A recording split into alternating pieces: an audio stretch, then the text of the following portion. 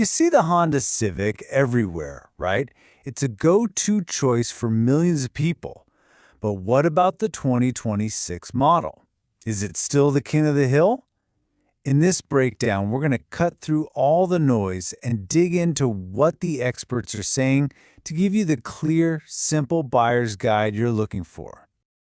Look, the Civic's got this amazing reputation for a reason. For years, it's pretty much been the benchmark, the car that all the other companies are trying to beat. It's known for being reliable, super efficient, and just a really well-made car. For a lot of people, it's just the default, the automatic choice. But here's the thing. A great reputation doesn't automatically mean it's the perfect car for your life. Does it really fit your budget, your daily drive, your needs? That is exactly what we are here to figure out. So we're going to do things a little differently here. Instead of building up the suspense and making you wait till the end, let's just get right to the final verdict. Right now, then we can spend the rest of our time unpacking how the experts got to that conclusion. All right, first up, the verdict. Let's get right to the bottom line on the 2026 Honda Civic. And there you have it. The consensus from the pros is that the Civic is an incredibly smart buy. But you really got to pay attention to those last few words, especially in hybrid form. Honestly, that little phrase, it's probably the biggest clue in this whole breakdown, and we're going to see why over and over again. So what's behind all that praise? Why do the experts love it so much? Well, that takes us to our next section, where we'll dig into the big selling points that really make the Civic stand out. Okay, this right here, this is the #1 reason to even look at the 2026 Civic. Yeah, there's a standard gas engine you can get, but the reviews are all in agreement. The hybrid system is what makes this car truly special. And trust me, as you're about to see, it is not just about saving a few bucks on gas. I mean, just look at the numbers here for a second. The hybrid isn't just way more efficient, and getting up to 50 miles per gallon in the city is just incredible. It's also so much more powerful. We're talking 200 horsepower and a 0 to 60 time of 6.2 seconds. That is legitimately quick for a car like this. The base engine, on the other hand, well, it gets the job done. And that's the real magic here. With the hybrid, you get the speed and the savings. You don't have to pick one or the other. And all that performance, it's not just on paper. You really feel it when you're driving. This thing isn't just a boring box on wheels to get you from A to B. Experts from places like Edmunds and Car and Driver all say it's genuinely fun to drive. The steering feels sharp. The ride is smooth. It's a practical car that actually remembers the driver wants to have a good time. All right, let's talk safety because obviously that's a huge deal for pretty much everyone, and the Civic delivers.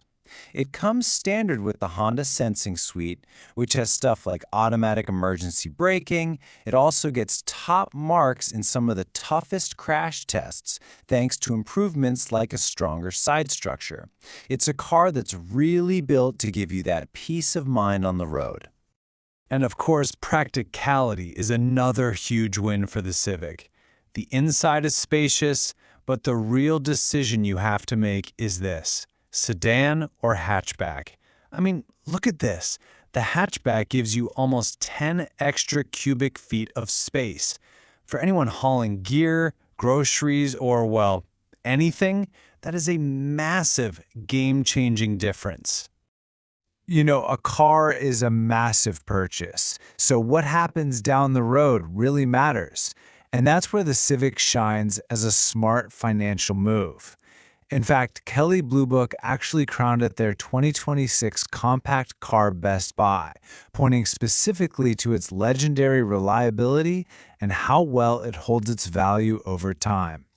That means when you go to sell it, more of your money stays right in your pocket.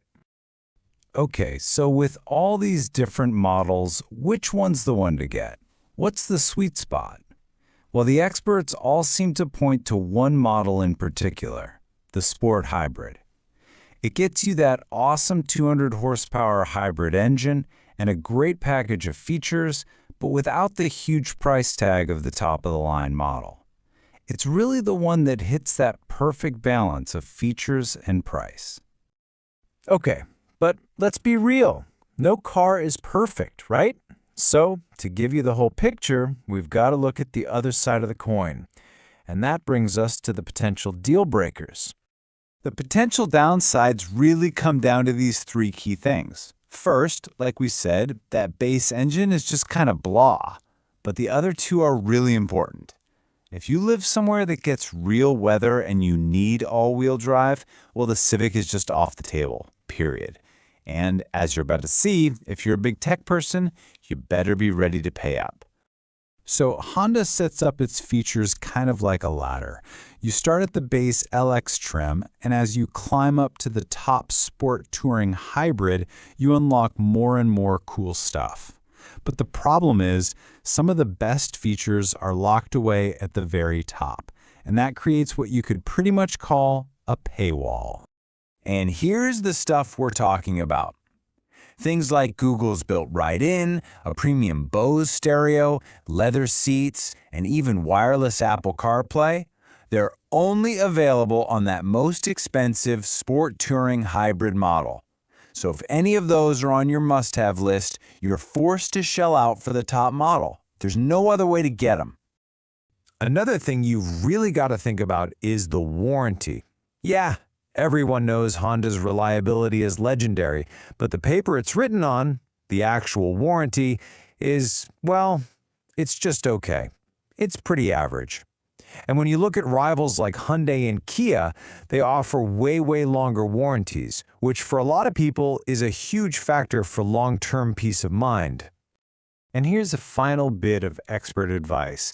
And for anyone looking to save some money, this is a big one. The 2026 model has no major changes from the last couple of years. What that means is you can probably find a 1, 2, or even 3-year-old Civic that is basically the exact same car, but for a much better price. It's a really smart way to get the car you want and save a ton of cash.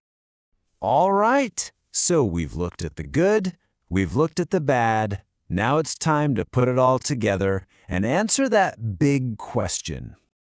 So after all that, weighing the pros and the cons, who should actually buy this car? Who is the ideal person for the 2026 Civic? Okay, so the person who's going to love the 2026 Civic, you're someone who wants the best of both worlds, incredible gas mileage and a car that's actually fun to drive. You need something practical and super reliable for your daily grind.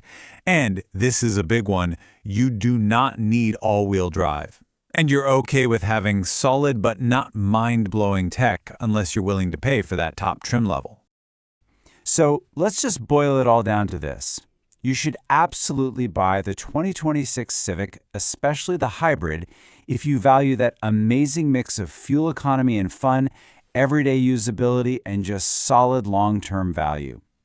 But you probably look somewhere else if all-wheel drive is a deal breaker, or if you want all the latest and greatest tech features without paying that top-tier price.